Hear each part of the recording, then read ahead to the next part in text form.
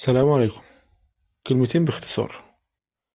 أحيانا ربنا بيبعت لك رسائل كتير ما بتفهمهاش.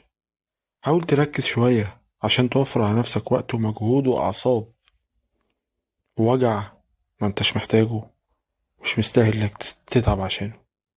الرسائل اللي ربنا بيبعتها لك بيقولك لأ، أو ابعد، أو ما تعملش، أو بلاش السكة دي، أو بلاش الطريق ده، أو بلاش الحاجة دي.